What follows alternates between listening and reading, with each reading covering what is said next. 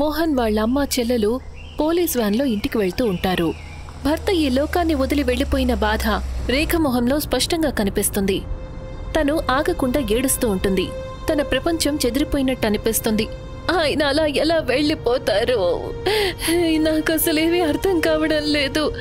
కిషోర్, కిషోర్. అమ్మా, దయచేసి కంట్రోల్ చేసుకో. నాన్న ఎప్పుడు అంటూ ఉండేవారు మనం ధైర్యంగా ఉండాలని. పోలీస్ ఇన్స్పెక్టర్ తేజస్విని ఇంకా సబ్ ఇన్స్పెక్టర్ సునీల్ వాళ్ల పక్కనే ఉంటారు. వాళ్లు బాధనైతే అనుభూతి చెందుతారు, కానీ డ్యూటీని వాళ్లు ఇప్పటికీ కూడా మర్చిపోలేదు. మేమున్నంత వరకు మీ ఇద్దరికి ఏమీ కాదు, మీరు నిశ్చింతగా ఉండండి. కానీ ఏ దారిలో అయితే వాళ్ల నమ్మకం నడుస్తూ ఉందో అక్కడే చావు దాగి ఉంది. ఉన్నట్టుండి ఒక చనిపోయిన కాకి దాని మెడభాగం పూర్తిగా మాయమై ఉంటుంది. అది పోలీస్ వ్యాన్ విండ్షీల్డ్ మీద గట్టిగా కొట్టుకుంటుంది.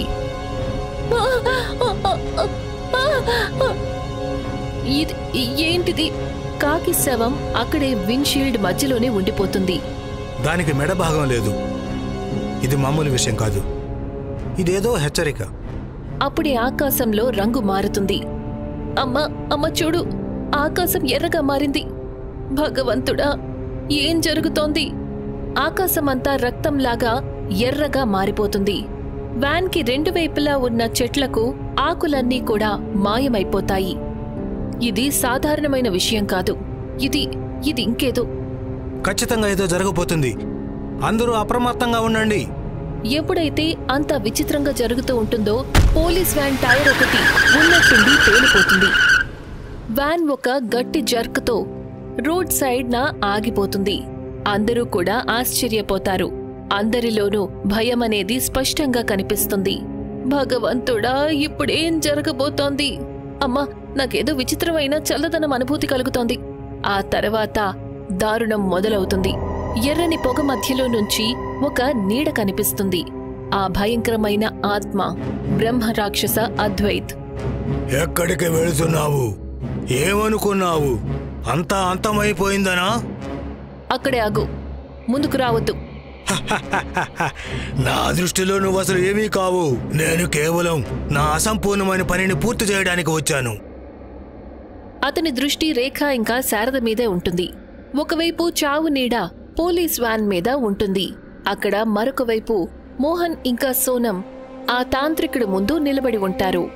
నమ్మకం ఇంకా కోపం మధ్యలో ఊగిసలాడుతూ ఉంటారు. దయచేసి దాచకండి, మాకు నిజం చెప్పండి. ఈ అద్వైతుని ఎలా ఆపాలి? అతను మా అమ్మ ఇంకా చెల్లెలు వెంట పడ్డాడు. నేను తెలుసుకోవాలనుకుంటున్నాను. అసలు ఎవరతను? ఎందుకు మాకిలా చేస్తున్నాడు? అతను అద్వైత్, ఒక ఆత్మ. ఒకప్పుడు అతను కూడా మనిషే. తాంత్రికుడు కళ్ళు మూసుకొని గాలిలో మంత్రాలు చదువుతాడు. అతనికి ఏదో కనిపించినట్లుగా.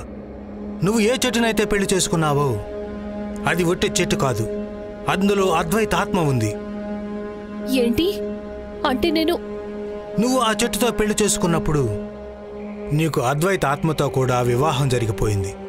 ఆ పెళ్లి అతన్ని నీతో ముడివేసింది. ఇప్పుడు అతను నీతో ముడిపడి ఉన్న ప్రతి మనిషిని చంపుతాడు. అంటే మా అమ్మ చెల్లెలు వాళ్ళు, మొత్తానికి మీ ఇద్దరిని కూడా అంతం చేస్తాడు. ఆ వివాహం అతనికి బంధంగా మారింది. బంధం పగకి బంధం. అయితే తననిప్పుడు మనం ఆపలేమా? ఆపొచ్చు, కానీ దానికి మూల్యం చెల్లించాల్సి ఉంటుంది. జీవితాన్ని, అలాగే నమ్మకాన్ని కూడా. రహస్యం బయటపడింది. రక్తం చిందించే ఈ ఆటకు అసలు కారణం మొదటిసారి తెలిసింది. నిజం బరువు భారంగా ఉంది, కానీ దానిని అంతం చేయటం సాధ్యం కాదు. తాంత్రికుడు కళ్ళు తెరుస్తాడు. తన ఆఖరి వరాన్ని ఇస్తాడు. ఆ అద్వైతాత్మకి శాశ్వతంగా విశ్రాంతి కలిగించాలి అనుకుంటే సోనంని తనకు బలివ్వాల్సి ఉంటుంది. లేదు, అలా ఎప్పటికీ జరగదు. సోనం ఎక్కడికి వెళ్ళదు. మోహన్, నా ప్రాణత్యాగం వల్ల మీ అమ్మ, మీ చెల్లెలు తప్పించుకుంటారంటే నేను సిద్ధంగా ఉన్నాను. నోర్మయ్, ఇంకొక మాట కూడా మాట్లాడదు. నేను ఎవరిని కోల్పోకూడదనుకుంటున్నాను. నిన్నైతే అసలు కుదరదు. అద్వైత్ ఇప్పుడు ఒక శక్తి మాత్రమే కాదు, విషరూపాన్ని ధరించాడు. తనకు నీతో ఉన్నది ప్రేమ బంధం కాదు, ఒట్టి బంధం మాత్రమే. ఆ బంధాన్ని తెచ్చుకోవడానికి బలి మాత్రమే ఏకైక మార్గం.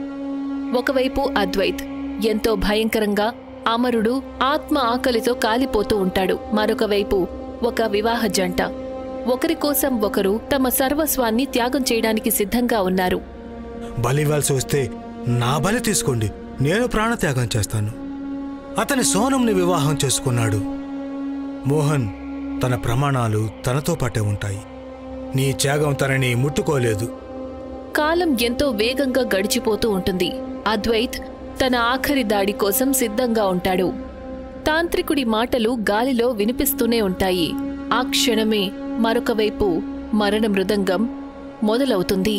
అద్వైత్ తన అసలు రూపాన్ని చూపిస్తాడు. తన కళ్లల్లో కేవలం ఒక్కటే ఆలోచన, పగ. భగవంతుడా, ఏంటిదంతా? మమ్మల్ని కాపాడు! అమ్మా, పరిగెత్తు త్వరగా! ఇన్స్పెక్టర్ తేజస్విని ఇంకా సునీల్ ఫైరింగ్ చేస్తారు. ప్రతి బుల్లెట్ అద్వైత్ శరీరంలోకి వెళ్లి ఏ ప్రభావమూ చూపించకుండా బయటికి వస్తాయి. అతను మనిషి కాదు, అతను ఇంకేదో. పారిపోండి, అందరూ పారిపోండి! కాని వాళ్ళు ఎక్కడికి పారిపోతారు? అద్వైత్ చావు కంటే కూడా ఎంతో వేగం. మరుక్షణం ఎవరూ కూడా ఊహించనిది జరిగింది. అద్వైత్ ఒక్కొక్కరుగా వాళ్ళందర్నీ కూడా అంతం చేసేశాడు. ఆ తర్వాత ఎప్పుడైతే మోహన్, సోనం, తాంత్రికుడు వేరే దారి వెతికే ప్రయత్నం చేస్తూ ఉంటారో అప్పుడే ఒక నల్లని పొగ అక్కడికి వస్తుంది. ఏం జరుగుతోంది? పూజారి గారు, ఈ పొగ ఇది అతనే. ఆ పొగ మధ్యలో నుంచి ఒక నీడలాంటిది గాలిని చీల్చుకుని బయటికి వస్తుంది. వెతుకుతున్నారు కదా మీరు నా కోసం? ఇదిగో నేను వచ్చేశాను. లేదు లేదు, ఏంటిది? అద్వైత్ చేతులలో ఏదో ఉంటుంది. 4 తలలు రక్తంతో తడిసి ఉంటాయి. కళ్ళు మాయమైపోయుంటాయి. 2 తలలు పోలీస్ ఆఫీసర్లవి, 2 రేఖ ఇంకా శారదవి. అత్తయ్య, శారద! లేదు లేదు. అద్వైత్, నేను నిన్ను చంపేస్తాను. నువ్వు అంతా నాశనం చేశావు. నువ్వు నా నుండి నా జీవితాన్ని లాక్కున్నావు. ఇప్పుడు నేను నీ నుండి ప్రతి బంధాన్ని లాగేసుకుంటాను. ఈ వివాహం నీకు ప్రేమ అయ్యుండొచ్చు, కానీ నాకు శిక్ష ఇప్పుడు పగగా మారింది. తాంత్రికుడికి అర్థమయ్యింది. ఒకటి బలివ్వాలి లేదా మరొకరు బలవుతారు. అద్వైత్ తన అసలు రూపాన్ని చూపించి నరికేసిన 4 తలలను తన చేతిలో పట్టుకొని సోనం ఇంకా మోహన్ ముందు నిలబడి ఉంటాడు. నేలంతా కంపించిపోతుంది. ఆకాశంలో మెరుపులు మెరుస్తూ ఉంటాయి. నేను నా ప్రాణత్యాగానికి సిద్ధంగా ఉన్నాను. ఇంకెవర్నీ ఏమీ చెయ్యొద్దు. లేదు సోనం, నేను చెప్పాను కదా, నేను ఎవరిని కూడా కోల్పోదలుచుకోలేదు. ఇప్పుడు మీ దగ్గర ఏ దారి లేదు. ఇదే మీకు ఆఖరి సమయం. ఆ క్షణమే తాంత్రికుడు కళ్ళు మూసుకుంటాడు. నేల మీద తన త్రిశూలాన్ని ఉంచుతాడు. ఏ మహాకాళ్, ఏ రాక్షసుడైతే తన జీవితంలోని మహాపాపాలతో తన ఆత్మని అమరం చేసుకున్నాడో అతని అంతం కేవలం దివ్య మంత్రాలతో మాత్రమే జరగాలి. దానిని పొందటానికి ఒక ప్రత్యేకమైన యజ్ఞం, పవిత్ర ప్రేమ ప్రమాణం కావాలి. ప్రేమ ప్రమాణమా? అవును, అద్వైత్ ఒక వివాహ బంధంలో ఉన్నాడు. అతని వివాహతత్వం, సమర్పణం, స్నేహం, త్యాగం అన్నిటినీ కూడా అవమానించాడు. అటువంటి బంధాన్ని ఒక స్వచ్ఛమైన ప్రేమ మాత్రమే ఛేదించగలదు. ఒక మంత్రంతో అంతం కాగలదు. దానికి భార్యాభర్తలిద్దరూ కలిసి ఒకటే సంకల్పించాలి.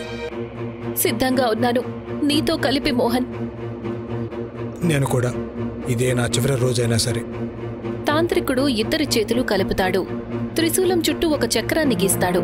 గాలిలో మంత్రాలు వినిపిస్తాయి. ఇప్పుడు సంకల్ప మంత్రాన్ని చెప్పండి. మేము ఒకరి కోసం ఒకరం జీవితాన్ని, ప్రేమను త్యాగం చేస్తున్నాం. ఈ పాపి యొక్క ఆత్మకు దివ్యమైన ప్రేమతో విశ్రాంతిని కలిగిస్తున్నాం. ఉన్నట్టుండి త్రిశూల చక్రం మెరుస్తుంది. అద్వైత్ చేతిలో ఉన్న 4 తలలు చేతిలోంచి కిందకు పడిపోతాయి. లేదు, ఇది ఏం చేస్తున్నావు? ఈ ప్రమాణం స్వచ్ఛమైన ప్రేమ. ఇది నన్ను కాలుస్తోంది. అద్వైత్ శరీరం కాలిపోతుంది. తన రూపం పొగలా మారి గాలిలో కలిసిపోతుంది.